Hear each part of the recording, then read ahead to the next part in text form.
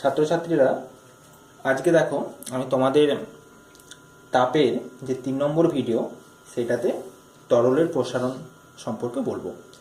তো এর আগে যে দুটো ভিডিও হয়েছে সেখানে দেখবে কঠিনের যে প্রসারণ সেটা সম্পর্কে আলোচনা করা হয়েছে। তোমরা ভিডিওগুলো দেখে নিতে পারো কিংবা বই থেকে পড়ে নেবে। তো আজকে যেটা আমরা পড়বো সেটা হচ্ছে তরলের প্রসারণ। তাহলে হেডিং করি।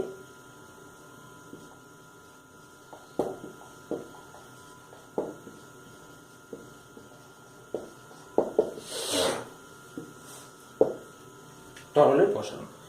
তো দেখো, আগের দিন আমি বলছিলাম যে প্রত্যেকটা পদার্থের কঠিন হোক বা তরল হোক বা গ্যাস হোক, যদি তাপ দেওয়া হয় তাহলে কি হয়, সেটা প্রসারণ ঘটে, অর্থাৎ সেটা বৃদ্ধি পায়। কঠিনের ক্ষেত্রে আমরা দেখেছিলাম দৈর্ঘ্য প্রসারণ ঘটে, ক্ষেত্র প্রসারণ ঘটে এবং আয়তন প্রসারণ ঘটে। আচ্ছা, তো এই তরলের ক্ষেত্রেও যদি আমরা তরলটাকে যদি আমরা তাপ দিই বাইরে থেকে, তাহলে তরলেরও প্রসারণ ঘটবে। কিন্তু এক্ষেত্রে একটা জিনিস আমাদের খেয়াল রাখতে হবে যে তরলের প্রসারণের ক্ষেত্রে কিন্তু দৈর্ঘ্য প্রসারণ বা ক্ষেত্র প্রসারণ ঘটে না, শুধুমাত্র আয়তন প্রসারণ ঘটে। কেন না, তরলের আমরা জানি যে কোনো নির্দিষ্ট আকার বা আকৃতি নেই, তার মানে তরলের কোনো দৈর্ঘ্য আমরা পাবো না, কোনো প্রস্থ পাবো না। কিন্তু আমরা তরলের ক্ষেত্রে আমরা আয়তন কিন্তু পাবো। আমরা জানি যে তরলের আয়তন আছে। তাহলে কি হবে না, সেই জন্য তরলের যে প্রসারণটা ঘটে তাপ দেওয়ার ফলে, সেই প্রসারণটাকে আমরা বলবো তরলের আয়তন প্রসারণ। হয়েছে? তাহলে তরলের প্রসারণ বলতে আমরা সচরাচর বা সাধারণত তরলের আয়তন প্রসারণকে বুঝি এবং সেটা নিয়ে আমরা আলোচনা করব। তো এবারে কঠিন, তরল এবং গ্যাসের মধ্যে একই পরিমাণ তাপ দিলে কঠিনের থেকে তরলের প্রসারণ কিন্তু অনেকটাই বেশি হয়, প্রায় 10 গুণ প্রসারণ ঘটে। কেন ঘটে না, দেখো এটাও আগের দিন বলছিলাম যে কঠিনের ক্ষেত্রে কি হয় না, কঠিনের যে অণুগুলো থাকে তার মধ্যে আন্তরাণবিক যে আকর্ষণ বল সেটা অনেক বেশি থাকে। কিন্তু তরল পদার্থের মধ্যে কিন্তু আন্তরাণবিক বলের মানটা, আকর্ষণ বলের মানটা অতটা বেশি থাকে না, কম থাকে। সেই জন্য কি হয় না, যখন সমপরিমাণ তাপ একটা কঠিন এবং একটা তরলকে দেওয়া হয়, তখন কঠিনের থেকে তরলের অণুগুলোর গতিশক্তি খুব তাড়াতাড়ি বৃদ্ধি পায় এবং সহজেই সেগুলো দূরে চলে যেতে পারে এবং কি হয় না, তরলের প্রসারণ ঘটাতে সাহায্য করে। তাহলে এখান থেকে একটা পয়েন্ট আমরা লিখে রাখবো যে ফার্স্ট পয়েন্ট হচ্ছে তরলের প্রসারণ হলো কি প্রসারণ? আয়তন প্রসারণ। আয়তন প্রসারণ, কারণ দৈর্ঘ্য বা ক্ষেত্র প্রসারণ তরলের ক্ষেত্রে দেখা যায় না। 2 নম্বর যে জিনিসটা হচ্ছে সেটা হচ্ছে তরলের ক্ষেত্রে আন্তরাণবিক আকর্ষণ বলের মান অনেক কম হয়, তাই কঠিনের থেকে প্রায় 10 গুণ প্রসারণ ঘটে। কার না, তরলের। একই পরিমাণ তাপ যদি দেওয়া হয় একটা কঠিনকে এবং একটা তরলকে, ঠিক আছে, তাহলে কঠিনের থেকে তরলের প্রসারণটা প্রায় 10 গুণ বেশি ঘটবে। হয়েছে? এখানে আরেকটা জিনিস আমাদের খেয়াল রাখতে হবে যে দেখো, ধরো কোনোটা জল বা অ্যালকোহল বা বেঞ্জিন আমরা যাই নিই না কেন, সবই তরল পদার্থ। এই তরল পদার্থগুলোকে যখন আমরা তাপ দেবো সেটা কি হবে, প্রসারিত হবে। কিন্তু আমরা এমন তো নয় যে শুধুমাত্র জলটাকে রেখে দিলাম, দিয়ে ওপর থেকে তাপ দিতে শুরু করলাম, এটা করতে পারবো না। দেখো, যখনই এই তরল পদার্থগুলোকে তাপ দেবো তখনই এগুলোকে কি করতে হবে না, আমাদের একটা বিকার বা পাত্রের মধ্যে রাখতে হবে। পাত্রের মধ্যে রাখার পরে আমরা কি করব না, নিচ থেকে তাপ দেবো এবং কি হবে না, তাপ দেওয়ার ফলে কি হবে না, সেটার আয়তনের প্রসারণ ঘটবে। তাহলে এখানে আমরা একটা জিনিস দেখতে পাচ্ছি যে তরলের প্রসারণের সাথে সাথে তরলকে যে পাত্রে রাখা হয় সেই পাত্রেরও প্রসারণ ঘটে। তাহলে এখানে আমাদের লিখতে হবে যে তরলের প্রসারণের ক্ষেত্রে পাত্রেরও প্রসারণ ঘটে।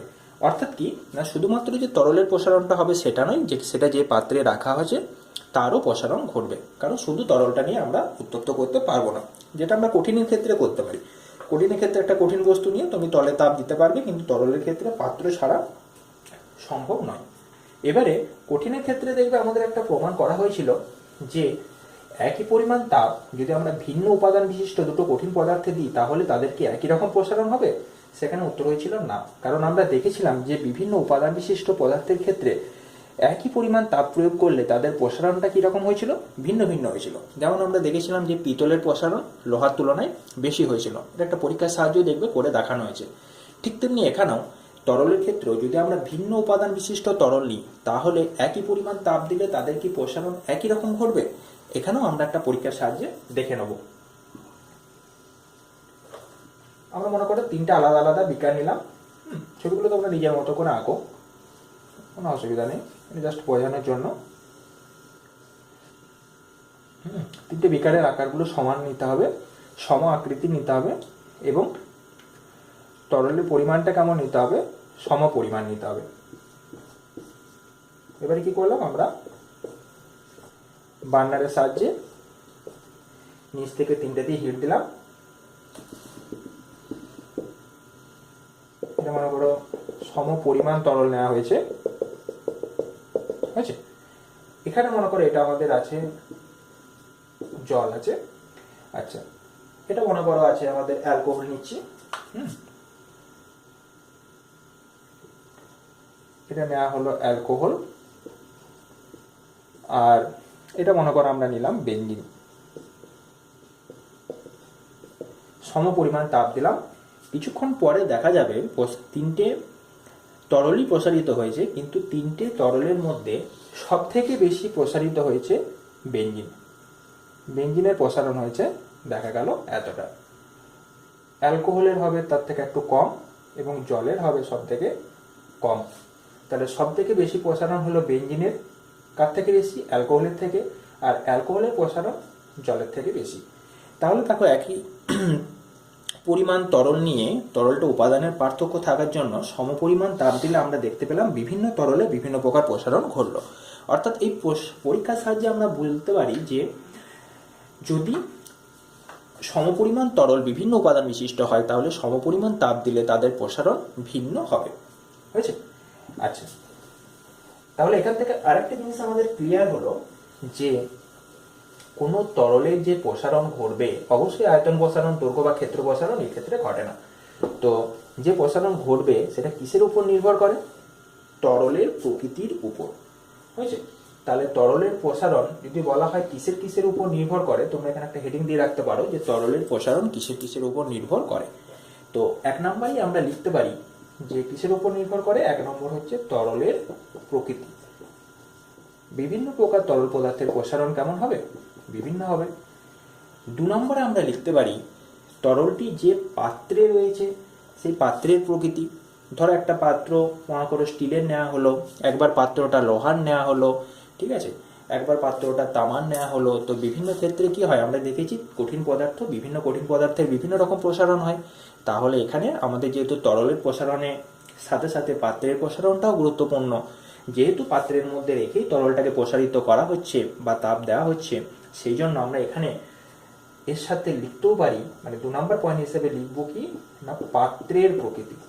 অর্থাৎ যে কঠিন পাত্রটা নেওয়া হয়েছে সেই পাত্রের প্রকৃতিটা কিরকম।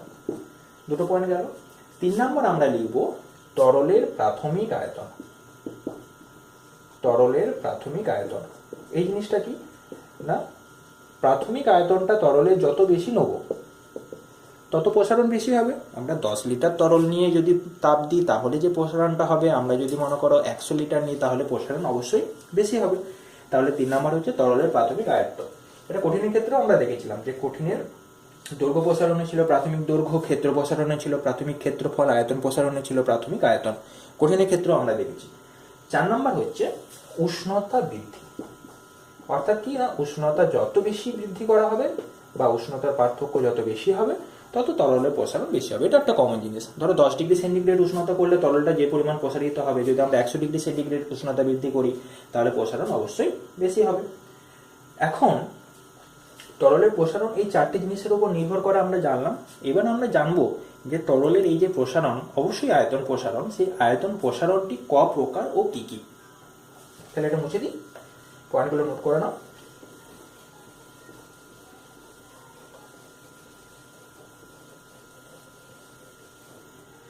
আমরা দেখব যে তরলের এই যে প্রসারণটা, এই প্রসারণটা হচ্ছে দু প্রকার। প্রথমটা কি? আপাত প্রসারণ। আপাত প্রসারণ। আরেকটা কি? প্রকৃত প্রসারণ। হয়েছে? তাহলে তরলের প্রসারণ হচ্ছে দু প্রকার, একটা হচ্ছে আপাত প্রসারণ আর একটা হচ্ছে প্রকৃত প্রসারণ। অবশ্যই দুটো প্রসারণই কিন্তু আয়তনের প্রসারণ, আমি বারবার বলছি, দৈর্ঘ্য বা ক্ষেত্রফলের কিন্তু নয়। আচ্ছা, তো আপাত প্রসারণ কাকে বলে? না, যখন কোনো তরলের প্রসারণে, আয়তন প্রসারণে শুধুমাত্র তরলের প্রসারণটাকে গ্রাহ্য করা হয়, পাত্রের প্রসারণটাকে গণ্য করা হয় না, তখন সেই প্রসারণকে আমরা বলবো তরলের আপাত প্রসারণ। তাহলে আমরা এখানে সংজ্ঞাটা লিখতে পারি, তরলের যে আয়তন প্রসারণে পাত্রের প্রসারণকে নগণ্য ধরা হয়,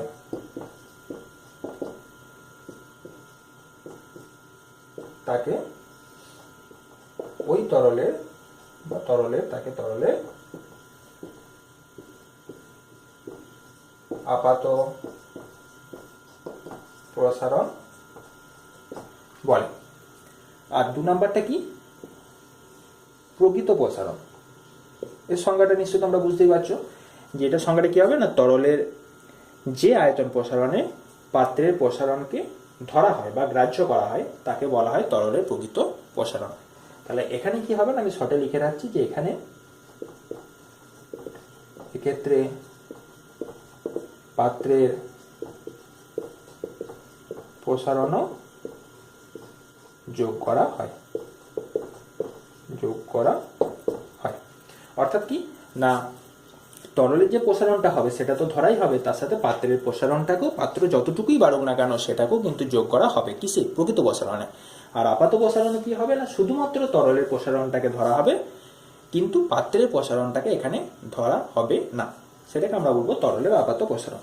এবার আমরা একটা ছবির সাহায্যে বুঝতে পারি বা পরীক্ষার সাহায্যে বুঝতে পারি যে কিভাবে আপাত প্রসারণ এবং প্রকৃত প্রসারণটা ঘটে। আচ্ছা, এটা মুছে দিয়ে তোমরা একটু লিখে নেবে।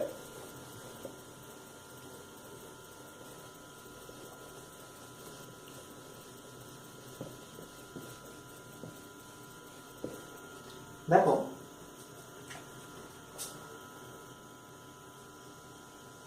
ছোট একটু আগার চেষ্টা করো।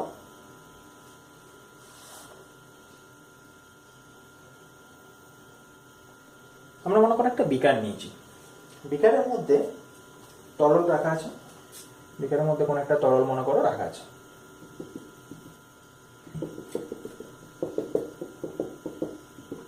হয়েছে? এবারে তরলটা মনে করো এতটা অবধি আছে, এটাকে আমরা নাম দিলাম এ।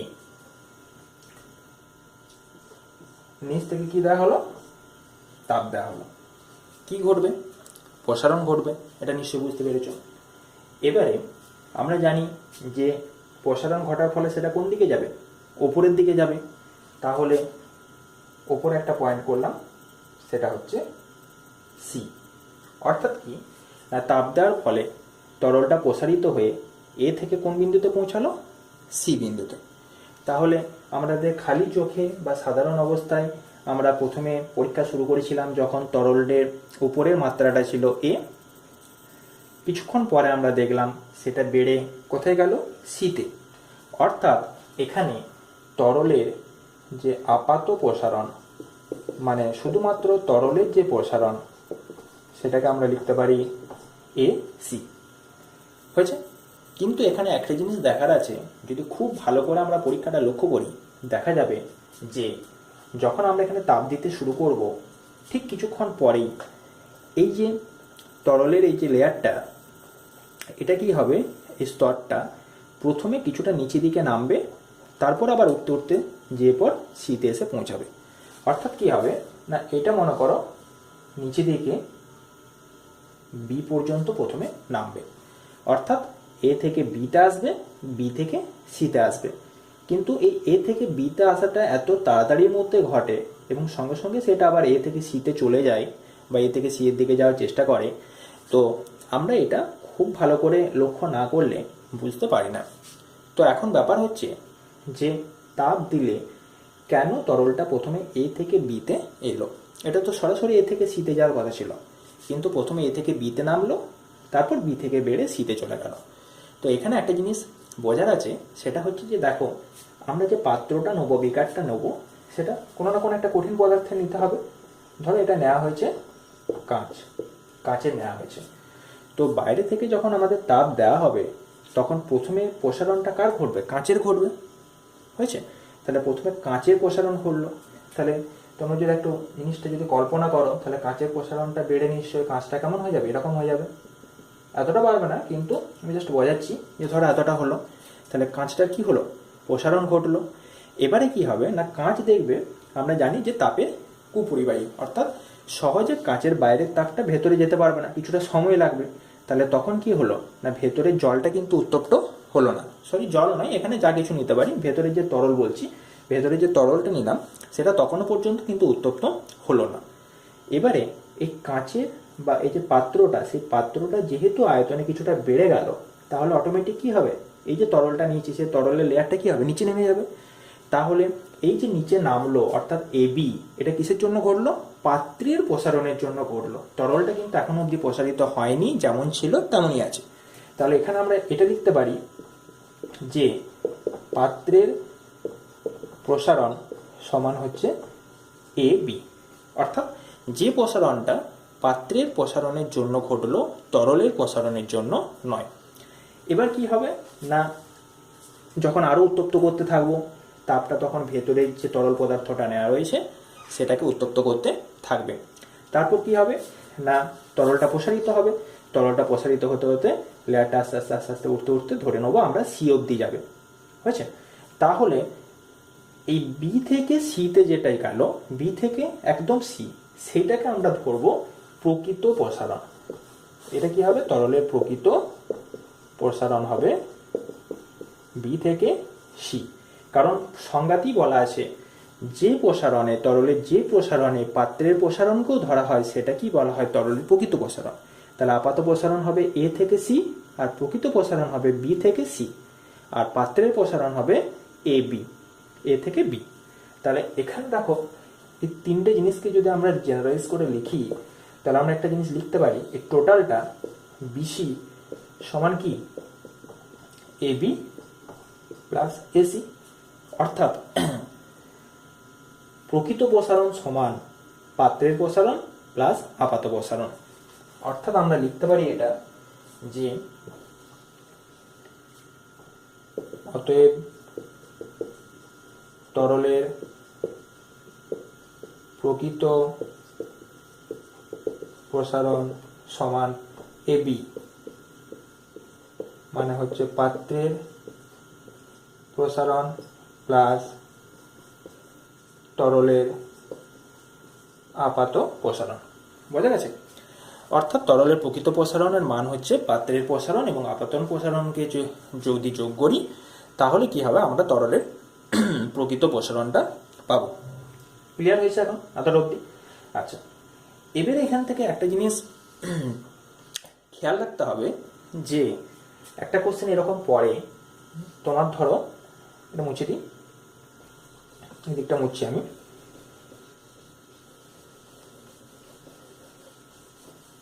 এখান থেকে একটা কোশ্চেন আসে যে তরলের আপাত প্রসারণ এবং প্রকৃত প্রসারণ, এই দুটো প্রসারণের মধ্যে পাত্রের উপাদানের উপর কোন প্রসারণ নির্ভর করে? আপাত প্রসারণটা করে নাকি প্রকৃত প্রসারণটা করে?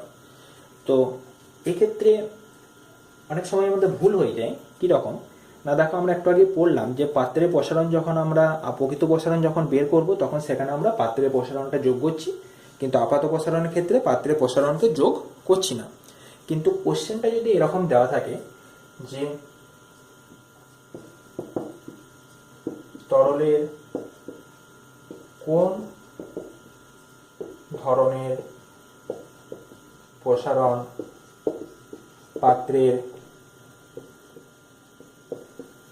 প্রকৃতির উপর নির্ভর করে। বুঝছে? এটা নিশ্চয়ই বুঝে গেছো যে হয় আপাত হবে, না হয় প্রকৃত হবে, এর বাইরে উত্তর নেই আমাদের। তাহলে হয় আপাত হবে, না হলে প্রকৃত হবে। আচ্ছা, এখন দেখো আমরা একটা উদাহরণের সাহায্যে বুঝতে পারবো যে সত্যি সত্যি ওই প্রসারণটা পাত্রের কোন প্রসারণের উপর নির্ভর করছে, পাত্রের প্রকৃতির উপর নির্ভর করছে কোন ধরনের প্রসারণটা। ধরো এখানে আমরা একটা উদাহরণের সাহায্যে বুঝি। প্রথমে মনে করো এখানে যে তরলটা নেওয়া হয়েছিল, সেই তরলটা মনে করা হয়েছে 10 লিটার আয়তনটা।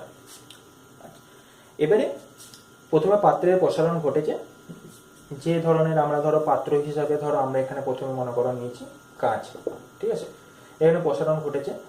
আচ্ছা, প্রসারণ ঘটার ফলে এটা ধরো মোটামুটি 8 লিটারে এসে নেমেছে। এবারে 8 থেকে বেড়ে আবার সেটা মনে করো 12 লিটারে গেছে, ঠিক আছে। তাহলে এখানে আমরা যেটা দেখতে পাচ্ছি যে পাত্রের প্রসারণ হচ্ছে 2 লিটার। যদিও পাত্রের প্রসারণ আর এটা এতটা সমান সমান হয় না, তবুও একটা উদাহরণের জন্য বোঝানো হচ্ছে। পাত্রের প্রসারণ কত? 2 লিটার। আপাত প্রসারণ কত? 2 লিটার। আর এই যে এটা লেখা আছে প্রকৃত প্রসারণ, অর্থাৎ বি থেকে সি, কত? 8 থেকে 12 মানে 4 লিটার। এই দুটোকে যোগ করে পেলাম। এবারে মনে করো আমি এমন একটা পদার্থ নিলাম, ধরো কাঁচের পরিবর্তে আমি অন্য কিছু একটা নিলাম, ধরো এটা লোহার নিলাম, বুঝছে? তাহলে কি হবে না, লোহার প্রসারণটা আমরা ধরে নিচ্ছি একটু বেশি হবে। তাহলে প্রসারণটা যদি বেশি হয় তাহলে এই যে বি পয়েন্টটা একটু নিচের দিকে নামবে। তাহলে বি পয়েন্টটা নিচের দিকে নামলে, এটা প্রথমে ধরো 10 লিটারই নিয়েছি, বি পয়েন্টটা নিচের দিকে নামার ফলে এটা মনে করো 7 লিটার অবধি নামলো, তাহলে 3 লিটার নিচে নেমে গেল। এবারে প্রকৃত যে প্রসারণটা সেটা একই থাকবে, সেটা 4 লিটারই হবে। তখন আমাদের দেখা যাবে যে এই ওপরে যে সি পয়েন্টটা, সেই সি পয়েন্টটা একটু নিচে নেমে আমাদের 11 লিটারে চলে আসবে। অর্থাৎ কি দাঁড়ালো ব্যাপারটা, না এখানে আপাত প্রসারণটা আমাদের হয়ে গেল কিন্তু 10 থেকে 11, অর্থাৎ 1 লিটার। তাহলে আমরা এই পাশে লিখছি এটা 1 লিটার। পাত্রের প্রসারণটা কত হয়েছে? এখানে একটু বেড়ে গেছে, 3 লিটার। আর প্রকৃত প্রসারণটা আমাদের কিন্তু এখানে 4 লিটার ছিল, 4 লিটারই কিন্তু রয়ে গেছে। অর্থাৎ প্রকৃত প্রসারণটা আমাদের যা ছিল 4 লিটারই রয়ে গেছে। তাহলে এখানে একটা জিনিস লক্ষ্য করে দেখো যে যখন আমরা পাত্রের উপাদানটা পাল্টে দিলাম, প্রথমে কাঁচ নিয়েছিলাম তারপর লোহা নিলাম, দুটো ক্ষেত্রে প্রকৃত প্রসারণের মানটা কিন্তু একই আছে, 4 লিটারই আছে। কিন্তু আপাত প্রসারণটা কিন্তু চেঞ্জ হয়ে গেছে। আপাত প্রসারণটা প্রথমে ছিল 2 লিটার, তারপর হয়ে গেছে 1 লিটার। অর্থাৎ আপাত প্রসারণটা দেখো এখানে কমে গেছে। অর্থাৎ পাত্রের প্রসারণটা এখানে যত বাড়বে আপাত প্রসারণের মানটা কিন্তু তত কমতে থাকবে। আবার যদি উল্টোটা হয়, পাত্রের প্রসারণটা যদি একটু কম হয়, তাহলে আপাত প্রসারণের মানটা কিন্তু একটু বেশি হবে আগের তুলনায়। অর্থাৎ এখানে তরলের কোন ধরনের প্রসারণ পাত্রের প্রকৃতির উপর নির্ভর করে বা পাত্রের উপাদানের উপর নির্ভর করে, উত্তরটা হবে আপাত প্রসারণ। কারণ প্রকৃত প্রসারণ আমরা যে পাত্রই নিই না কেন, যে উপাদানেরই নিই না কেন, প্রত্যেকটা ক্ষেত্রেই একই হবে। কারণ আমরা প্রকৃত প্রসারণ যখন ক্যালকুলেট করি তখন পাত্রের প্রসারণটা আগে থেকেই ধরে নিই, নগণ্য কিন্তু ধরি না। সেই জন্য প্রকৃত প্রসারণের মানটা সব ক্ষেত্রে একই থাকবে। এই জন্য এখান থেকে বলা যায় যে কোশ্চেন আসে এরকম যে তরলের কোন ধরনের প্রসারণ তরলের নিজস্ব ধর্ম, তরলের নিজস্ব ধর্ম কোন ধরনের প্রসারণ, আপাত প্রসারণ নাকি প্রকৃত প্রসারণ। তোমরা নিশ্চয়ই উত্তরটা বুঝতেই পারছো, অবশ্যই উত্তরটা হবে প্রকৃত প্রসারণ। কারণ প্রকৃত প্রসারণের মানটা ফিক্সড, সমস্ত ক্ষেত্রে একই রকম থাকে। আপাত প্রসারণের মানটা পাত্রের প্রকৃতি অনুযায়ী পরিবর্তিত হয়। সেই জন্য আমরা এখানে বলতে পারি যে তরলের প্রকৃত প্রসারণ হলো তরলের নিজস্ব ধর্ম। তাহলে তরলের কোন ধরনের প্রসারণ, যদি আমরা এখানে লিখি তরলের কোন ধরনের প্রসারণ তরলের নিজস্ব ধর্ম, উত্তর কি হবে? প্রকৃত প্রসারণ। আচ্ছা, 2 নম্বর কোশ্চেন যদি এরকম আসে যে প্রকৃত প্রসারণ এবং আপাত প্রসারণের মধ্যে কার মানটা বেশি হবে, এটাও নিশ্চয়ই বুঝে গেছো যে অবশ্যই প্রকৃত প্রসারণ গ্রেটার দেন আপাত প্রসারণ। হয়েছে? তার কারণটা কি? তার কারণ আমরা দেখেছি যে প্রকৃত প্রসারণ যখন আমরা বের করেছি সমান আমাদের সূত্র কি ছিল? আপাত প্রসারণ যুক্ত পাত্রের প্রসারণ। তাহলে এই দুটোকে যোগ করে প্রকৃত প্রসারণ বের হয়, তাহলে অবশ্যই প্রকৃত প্রসারণের মানটা আপাত প্রসারণ থেকে বেশি হবে। 3 নম্বর, যেটা কোশ্চেন আসে যে কখন তরলের প্রকৃত প্রসারণ এবং আপাত প্রসারণ দুটোই সমান হবে, কখন? দেখো এখান থেকে তোমরা বুঝতে পারছো, যদি পাত্রের প্রসারণটা যদি জিরো হয়ে যায়,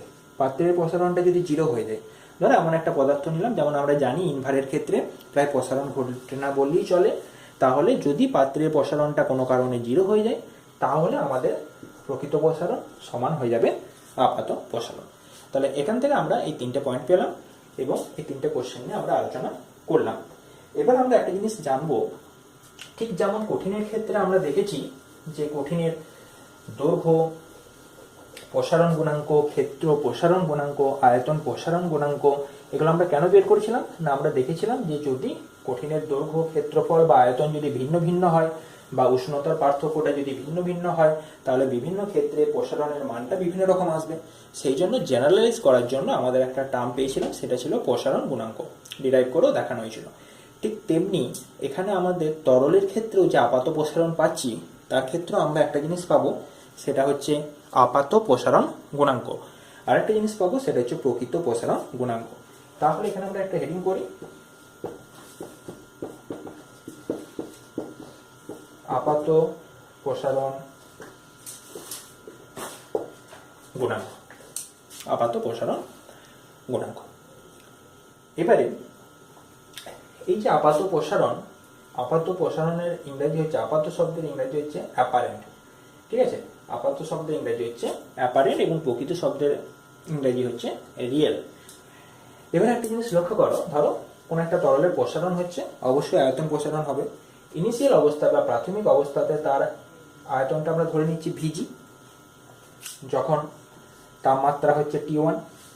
আচ্ছা, যখন তাপমাত্রা T2 হবে অর্থাৎ উষ্ণতা বৃদ্ধি পাবে, অবশ্যই এখানে T2 গ্রেটার দেন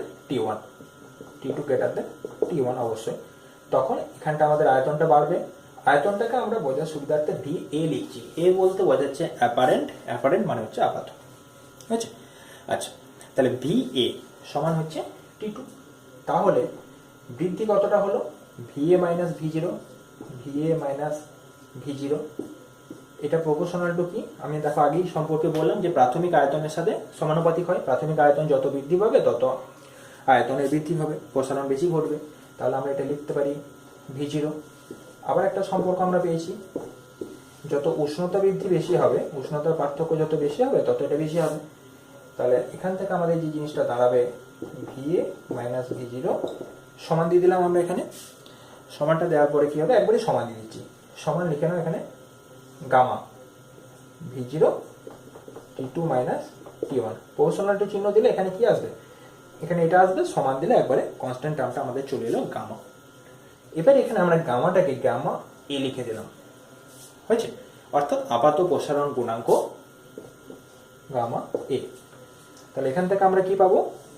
এই কোশ্চেনটা যদি এখানে লিখি যে গামা এ সমান VA minus V0 by V0 into T2 minus T1। এটা হলো আমাদের আপাত প্রসারণ গুণাঙ্কের সমীকরণের রূপ। দেখো ঠিক যেমনভাবে কঠিনের ক্ষেত্রে আমরা প্রসারণ গুণাঙ্কগুলো বের করেছিলাম, ঠিক তেমনি এখানেও বের করলাম, আলাদা কিছু নেই। তাহলে এর সংজ্ঞাটাও তো আমরা নিশ্চয়ই নিজেরাই দিতে পারবে যে একক আয়তন বিশিষ্ট কোনো তরল পদার্থের একক উষ্ণতা বৃদ্ধিতে যে পরিমাণ কি প্রসারণ ঘটে? আপাত প্রসারণ ঘটে, সেটাকে আমরা বলবো আপাত প্রসারণ গুণাঙ্ক। দেখো ডেফিনেশনগুলো এখানে একদম মুখস্থ করবে না, ডেফিনেশনগুলো তোমরা নিজেরাই দেখো এমনি মন থেকে লিখতে পারবে, বানিয়ে লিখতে পারবে। সংজ্ঞা কখনো এগুলো মুখস্থ করার দরকার নেই, খুব সহজ সংজ্ঞা। যদি কোশ্চেনগুলো আসে যে আপাত প্রসারণ গুণাঙ্ক কাকে বলে, দেখো আমি এটা লিখে দিচ্ছি, এখন নিজেরাই লিখতে পারবে। দেখো এই যে V0টা কি? প্রাথমিক আয়তন। তাহলে প্রাথমিক আয়তনটা আমাদের কি হতে হবে? একক হতে হবে। তাহলে একক প্রাথমিক আয়তন বিশিষ্ট কোনো তরল পদার্থের একক উষ্ণতা বৃদ্ধিতে যে পরিমাণ, এই জায়গাটা হচ্ছে গুরুত্বপূর্ণ, কি প্রসারণ ঘটে? আপাত প্রসারণ ঘটে। আপাত প্রসারণ ঘটে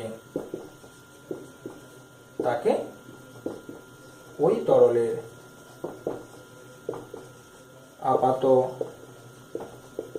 প্রসারণ গুণাঙ্ক বলে। দেখো আমরা ডেফিনেশনটা পেয়ে গেলাম যে আপাত প্রসারণ গুণাঙ্ক কাকে বলে।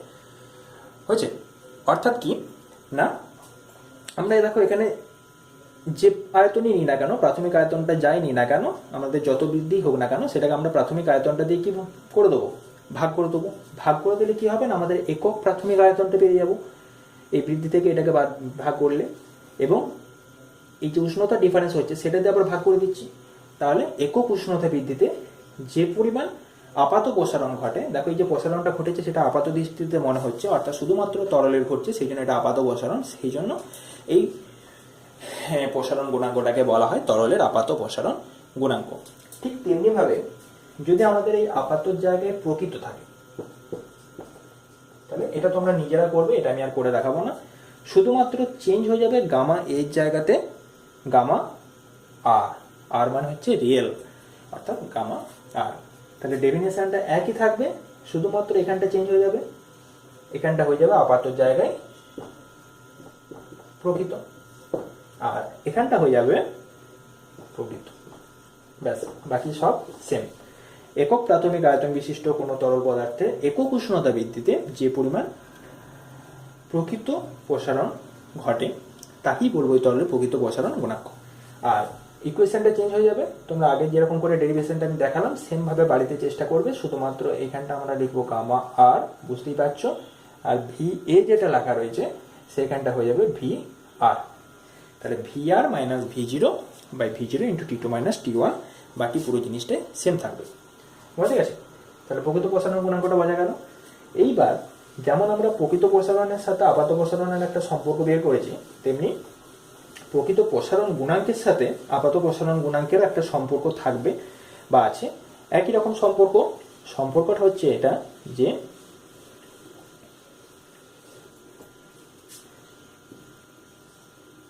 গামা আর সমান গামা এ প্লাস গামা জি, অর্থাৎ প্রকৃত প্রসারণ গুণাঙ্ক সমান আপাত প্রসারণ গুণাঙ্ক প্লাস পাত্রের প্রসারণ গুণাঙ্ক। সেম জিনিস, যেমন ছিল প্রকৃত প্রসারণ সমান আপাত প্রসারণ প্লাস পাত্রের প্রসারণ, এখানেও তো আমরা পেলাম যে প্রকৃত প্রসারণ গুণাঙ্ক সমান আপাত প্রসারণ গুণাঙ্ক প্লাস পাত্রের প্রসারণ গুণাঙ্ক। এখানে জি না হয়েছে, এটা গ্লাস বোঝাচ্ছে, সাধারণত পাত্রটা যদি আমরা কাঁচে নিই তো বিকার টিকার ব্যবহার করা হয়, সেই জন্য এটা গামা জি লেখা আছে। তাহলে এখানেও সেম, গামা আর গ্রেটার দেন গামা এ হবে। আচ্ছা, আরেকটা জিনিস হবে যে গামা আর সমান গামা এ তখনই সম্ভব যখন এই গামা জিটা হয়ে যাবে জিরো, তখন আমাদের গামা আর সমান গামা এ হবে। বোঝা গেছে?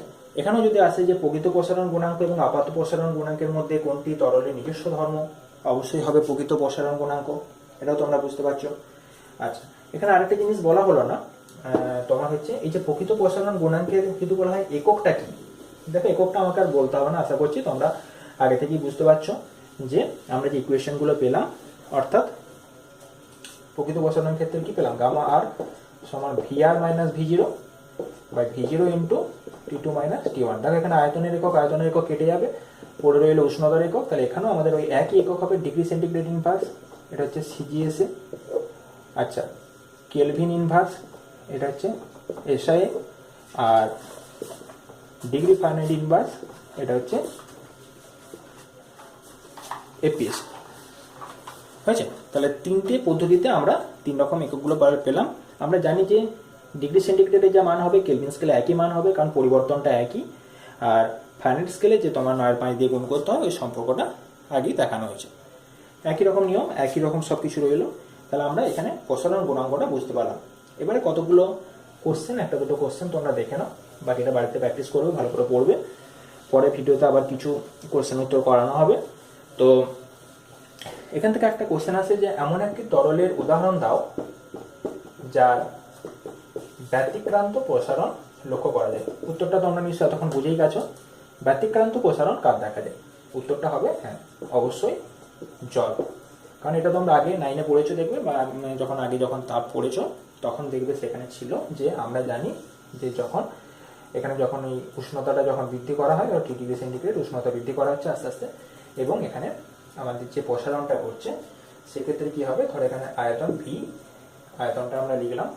তো ধর এটা 0 ডিগ্রি, এটা 0 ডিগ্রি, এটা 2 ডিগ্রি, এটা 4 ডিগ্রি, 6 ডিগ্রি, 8 ডিগ্রি। হয়েছে? তো আমরা যেটা জানি যে জলের আয়তনটা প্রথমে কি হয়, প্রথমে 4 ডিগ্রি অবধি কমতে থাকে, তারপর আবার বেড়ে যায়, অর্থাৎ 4 ডিগ্রিতে এর মানটা সর্বনিম্ন হয়। তাহলে দেখো, প্রথমে উষ্ণতা বৃদ্ধিতে জলের আয়তন কমছে, তারপরে আবার প্রসারণ ঘটছে। হয়েছে? অর্থাৎ 4 ডিগ্রি অবধি আয়তন সব থেকে সর্বনিম্ন হয়, এবং আয়তন কমলে আমরা জানি ঘনত্ব বৃদ্ধি পায়, অর্থাৎ ঘনত্বটা 4 ডিগ্রিতে সর্বোচ্চ হয়, এবং আস্তে আস্তে তারপর থেকে আবার আয়তন বাড়তে থাকে এবং ঘনত্ব কমতে থাকে। এই কাপটা তো এইভাবেও লিখতে পারো যদি ঘনত্ব সাপেক্ষে করো। হয়েছে? 4 ডিগ্রি করলাম, তাহলে এটা কি হবে, এখান থেকে যদি শুরু হয় এরকম একটা কাপ পাবো, এখানে এটা হচ্ছে ম্যাক্সিমাম। হয়েছে? 4 ডিগ্রিতে ঘনত্বটা সর্বোচ্চ হবে। তাহলে এখানে শুধুমাত্র জাস্ট খেয়াল রাখবে যে ব্যতিক্রান্ত প্রসারণ কার লক্ষ্য করা যায়, উত্তরটা হবে জল। আর যদি বলা হয় যে তরলের প্রসারণের ব্যবহারিক প্রয়োগ উল্লেখ করো, তাহলে প্রথমত বলতেই পারো, তোমরা জানো এটা সবাই, যে থার্মোমিটার। থার্মোমিটারে আমরা কি ব্যবহার করি, পারদ, কারণ পারদের প্রসারণ খুবই নিয়মানুগ। সেই জন্য আমরা থার্মোমিটারে পারদ ব্যবহার করি। তাহলে থার্মোমিটার হচ্ছে একটি ব্যবহারিক জীবনে প্রয়োগ তরলের প্রসারণে, যেটা জল মাপতে ব্যবহৃত হয়।